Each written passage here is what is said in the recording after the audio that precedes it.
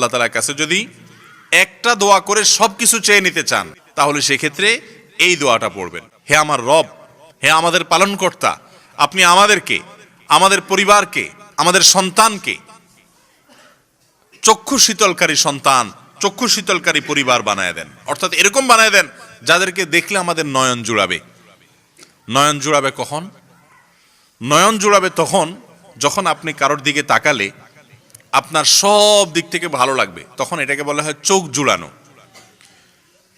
আপনার সন্তানটা দেখতে শুনতে অনেক সুন্দর মাশাআল্লাহ, কিন্তু তার চরিত্রের ত্রুটি আছে, তাহলে এই সন্তানের দিকে তাকালে আপনার চোখ শীতল হবে না। হয়তো একজন সন্তান দেখতে শুনতে ভালো, অন্য দিক থেকেও ভালো, চরিত্রের দিক থেকেও ভালো মাশাআল্লাহ, কিন্তু তার আয় উপার্জন নাই, খুব কষ্টে আছে, তাহলে তাকে দেখেও আপনার চোখ শীতল হবে না। তো চক্ষু শীতলকারী সন্তান এটা তখনই হবে যখন সব দিক থেকে পারফেক্ট হবে।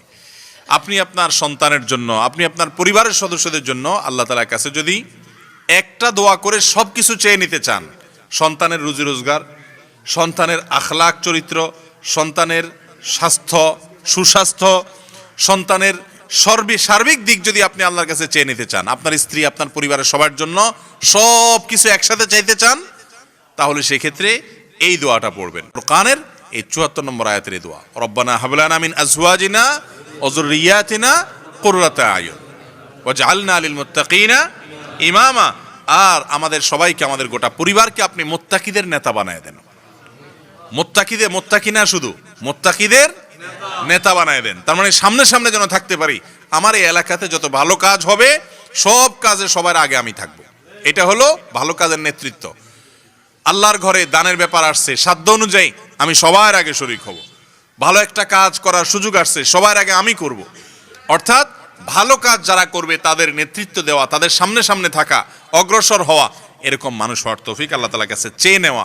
এটা হলো রহমানের বান্দাদের একটা বৈশিষ্ট্য, যে তারা শুধু নিজের চিন্তা করে না, পরিবারকেও ভালো রাখে।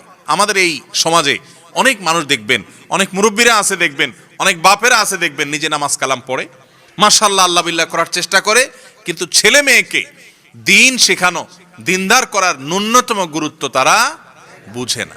তারা শুধুমাত্র ছেলে মেয়েকে টাকা পয়সার মেশিন বানায় দিস, টাকা পয়সার মেশিন বানায় দিস, যে টাকা কামাই নিয়ে আসো, বিদেশ থেকে যাও নিয়ে আসো, অথবা দেশ থেকে নিয়ে আসো, পড়ালেখা করে ক্যারিয়ার করো, আর কাজ কাম করো, আমাদেরকে পয়সা করে দাও।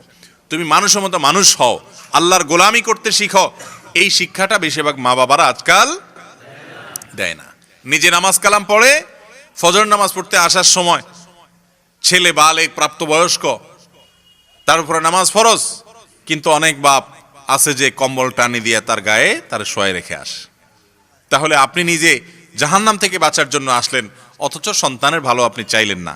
এটা কখনো আদর্শ বাবা মার কাজ হতে। বিশেষ করে আমাদের তরুণরা, বাংলাদেশে এখন প্রচুর পরিমাণে যুবক এবং তরুণ আলহামদুলিল্লাহ দিনের পথে অগ্রসর হচ্ছে, কিন্তু বেশিরভাগ তরুণ যুবক তাদেরকে পরিবার থেকে বাবা মা অবহেলা করে দিন থেকে তাদেরকে দূরে সরিয়ে দিচ্ছে।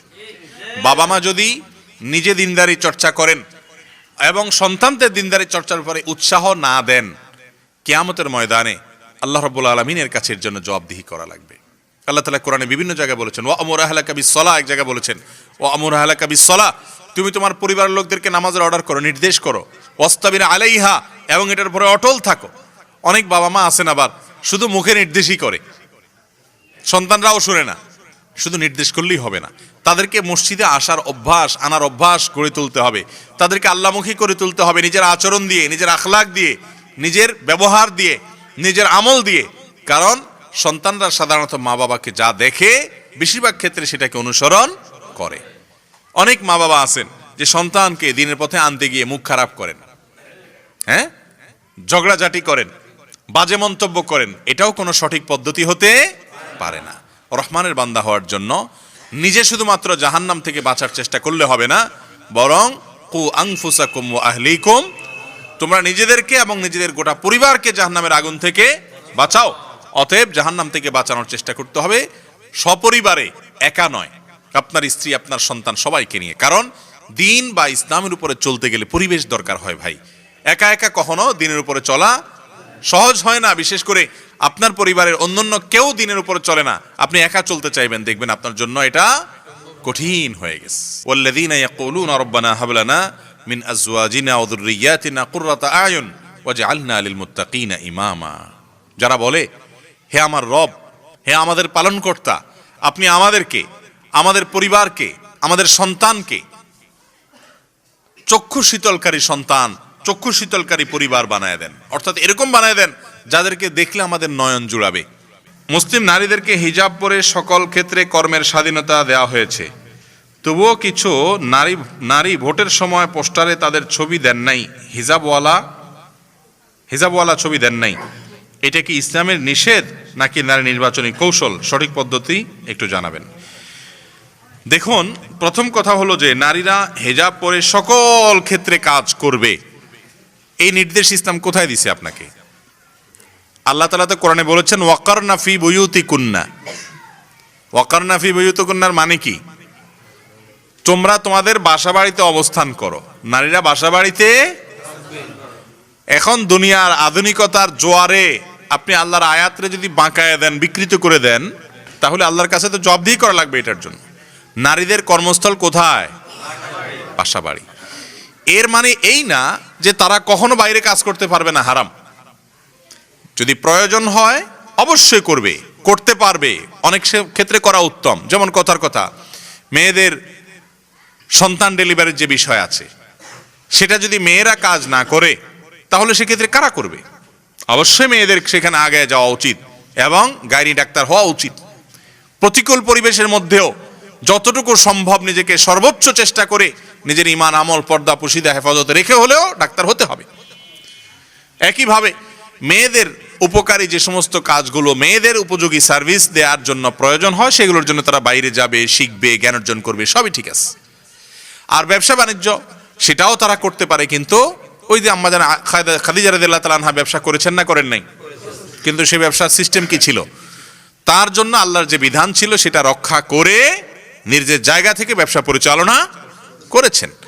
এখন নারীদেরকে সব ক্ষেত্রে নিয়ে যেতে হবে, এটা মৌলিকভাবে আল্লাহ নির্দেশ দেন নাই। কোন নারী তিনি উপার্জন করতে বাধ্য, তার উপার্জনক্ষম কেউ নাই, তিনি বাহিরে গেছেন, পর্দা পর্দা রেখে তুমি তার সাথে তিনি আপনার উপার্জন করেছেন, তার জন্য জায়েজ আছে। কোন নারী বাহিরে গেছেন, কোন পেশায় নিয়োজিত হয়েছেন নারীদের কল্যাণে বা মানুষের কল্যাণে, তিনি না গেলে নয়, সেখানে গিয়েছেন, অবশ্যই প্রশংসনীয়, ভালো। কিন্তু আমভাবে সব নারীদেরকে বাহিরে সব গিয়ে কাজ করার নির্দেশ মৌলিকভাবে ইসলাম দেয় নাই। আল্লাহ রাব্বুল আলামিন মানুষকে সৃষ্টি করেছেন এমন ভাবে, তার সৃষ্টির, আল্লাহ রাব্বুল আলামিনের সৃষ্টির যে কৌশল পদ্ধতি, সেটার দিকে তাকালেই বোঝা যায় কার কর্মস্থল কোথায়। নারীকে আল্লাহ তাআলা এমন ভাবে সৃষ্টি করেছেন যে তার শরীরের অবকাঠামো, তার শরীরের আল্লাহ তাআলা সৃষ্টির কৌশল, এগুলো সবগুলোর দিকে আপনি তাকালে, একটু কল্পনা করলে, ভাবলে আল্লাহর কুদরত আপনার সামনে পরিষ্কার হবে এবং জানতে পারবেন যে নারীরা, তারা বাসায় থাকাটা তাদের জন্য অধিকতর উপযোগী। আর একটা সংসারের শান্তির জন্য দুই সাইডে শান্তি লাগে, বাহিরের শান্তিও লাগে, ভেতরের শান্তিও। শুধু পয়সা দিয়ে তো সংসারের শান্তি হয় না। পয়সা করে যেমন লাগে, ওইগুলার আপনার ম্যানেজমেন্টের জন্য বাসার ভিতরে সেই ব্যবস্থাপনাও লাগে। এই জন্য নারীদেরকে বাসার বাহিরে প্রয়োজনে অপ্রয়োজনে গণহারে বের করে দেওয়ার ভিতরে কোনো কল্যাণ নাই।